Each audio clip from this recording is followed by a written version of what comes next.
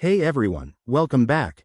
Today, we're diving into a straightforward guide on how to transfer Tether from Kraken to your Arculus wallet in 2025. If you're into crypto, you know Tether is a stablecoin that's great for quick transfers without wild price swings. This process is simple, but always double-check everything to keep your funds secure. Let's get started. First things first, make sure you have everything set up. You'll need a verified Kraken account with Tether in it and your Arculus wallet app installed on your device. If you haven't already, download the Arculus app and create or access your wallet. It's user-friendly and adds an extra layer of security with its cold storage features. Step 1. Log into your Kraken account on their website or app. Head over to the Wallets section and find your Tether USDT balance. Click on Withdraw next to it. Now, open your Arculus wallet app and go to the Receive section. Copy the wallet address for Tether.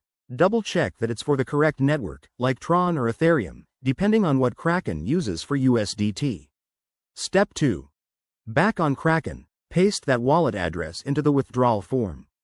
Enter the amount of Tether you want to transfer, making sure it's above any minimum limits, usually around $10 or so.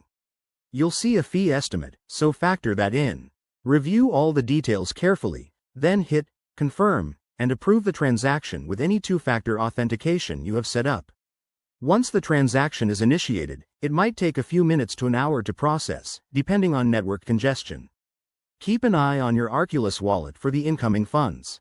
If something goes wrong, like an incorrect address, contact Kraken support immediately. And there you have it.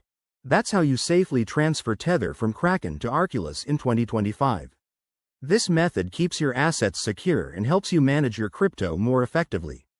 If you found this helpful, give it a thumbs up, subscribe for more guides, and drop a comment if you have questions. Stay safe out there, and I'll see you in the next video.